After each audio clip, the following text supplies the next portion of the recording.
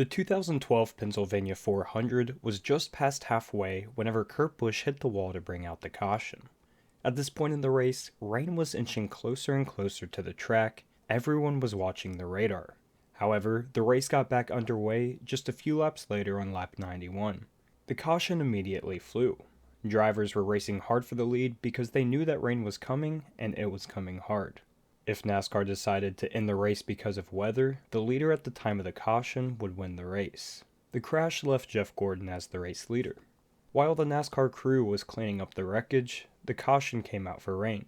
Soon after, at 4:43 p.m., the race came to a halt and was red flagged. Although some fans left the facilities to seek shelter during the storm, many stayed up and about in case the race got restarted. The rain, within minutes of the red flag, started to come down really hard. Just 11 minutes after the red flag was displayed, Jeff Gordon was declared the winner of the race at 4:54 p.m. Directly after this, fans fled the stadium to get back to their cars. Unfortunately, at 5:01 p.m., just 7 minutes after the race was called, lightning struck the parking lot. Immediately, nearby fans started to flee and others tried to help what seemed to be victims of the strike. Unfortunately, there were 9 injured fans because of it. It is still unclear whether there was just one strike or more. Brian Zimmerman was standing by his vehicle with the back hatch open in a parking lot by a raceway gate when the vehicle was struck by lightning. Fans rushed to help, and within 3 minutes, a paramedic nearby started CPR. Zimmerman was taken to a medical center in the track's infield, then transferred to Pocono Medical Center. It was not long until Brian was pronounced dead. Race fan Kyle Manger told SportingNews.com, "Me and my friend just ran into our truck during all the nasty weather. The visibility was very poor, and all of a sudden, I saw a bolt of lightning right in front of our windshield. When it became a little more visible, we saw 2 bodies next to a destroyed tent with people scrambling." Race winner Jeff Gordon said he was walking on pit road after he heard a, quote, huge crack from lightning. But the lightning was not done just yet. A little after 6:30 p.m., another lightning strike struck the parking lot and injured another fan, bringing the tally up to 10 injuries. The weather, as you see here, was very severe.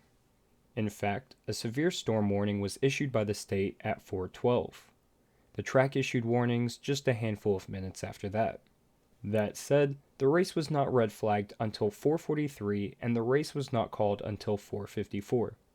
And just 7 minutes later, the fatal strike occurred. So this is a really bad look. Tens of thousands of fans cannot get out of a stadium and to safety in minutes. I'm sure most of the fans were still just walking around in the parking lot trying to get to their car. So how did this even happen? Well, NASCAR at the time did not have a blanket rule about fan safety when it came to severe weather. It was up to the racetracks to decide their own protocols. NASCAR made it very clear after the fact that fan safety was indeed the responsibility of each individual track, not theirs. It is also noteworthy that racetracks are not built like NFL stadiums, which have concourses where fans can gather during inclement weather. To make matters somehow even worse, all tickets issued by Pocono Raceway have a contract that says the buyer releases the track from any liability.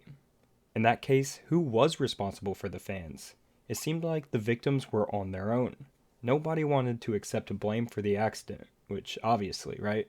A meteorologist from Twin Falls, Idaho, who referred to himself at the time as the unofficial meteorologist for NASCAR, stated after the incident that he would like to see the governing body adopt more stringent rules for severe weather. If lightning is 8 to 10 miles away, clear the stands.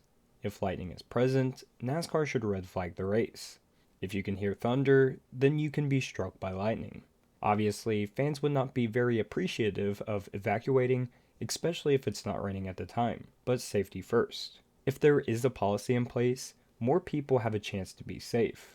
He was definitely calling out NASCAR here for not having their own safety policies during inclement weather and leaving it up just to the racetracks. Eddie Gossage, track president of Texas Motor Speedway at the time, said, "We can only advise people. We cannot lead them out. Every situation is going to be different. I do not know the answer.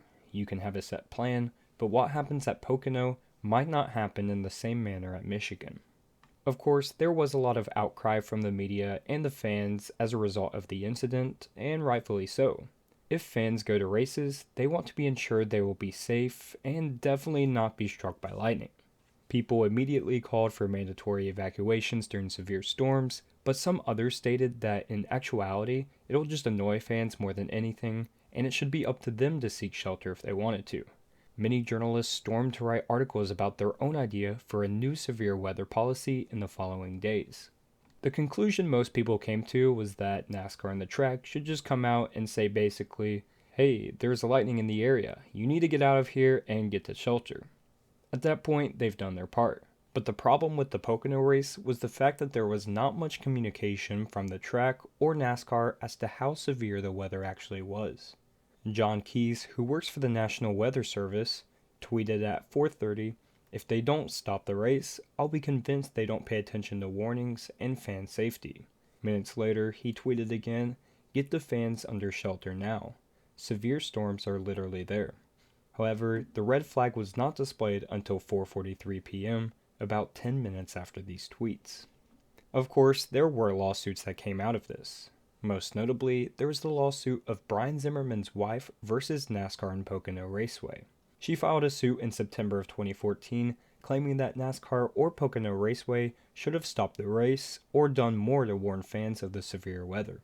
She also claimed that Pocono Raceway knew dangerous weather was in the area, but failed to stop the race or adequately notify fans. So the track did send out a pair of tweets telling fans about severe weather and to seek shelter, but Brian Zimmerman didn't even have a smartphone. Also, the only tweet warning fans that I found only has a single like. Literally next to nobody at the track saw this. In response to the ticket contracts that stated the buyer releases the track from any liability, she claimed that the contract is null and void because the fine print is inconspicuous and because the track didn't tell ticket holders to read the ticket before attending the race. In the end, it was found that neither Pocono Raceway nor NASCAR was at fault for the death of Brian Zimmerman. The jury found that Pocono Raceway was negligent, but not a factual cause of harm, and did not find NASCAR negligent in the trial. The incident led to stringent policy standards for Automotive Competition Committee for the United States members regarding lightning around racing venues. This includes NASCAR, IndyCar, IMSA, and the NHRA. NASCAR's current policy for lightning is as follows. If there is any lightning within an 8-mile radius of the track, all action must stop for 30 minutes. If there is more lightning during those 30 minutes, the clock resets. This promotes fans to seek shelter during this time, as there will be no on-track action they will miss. So who do you think was to blame for the incident? Is the policy fine as is right now, or does it still need tweaking? Let me know down in the comments down below. But anyways guys, that's it for this video. I hope you did enjoy it. I wanted to dive a little bit deeper into this situation because I didn't really know much about it, and I hope you guys enjoyed it. Anyways, I'll see you in the next one. Peace.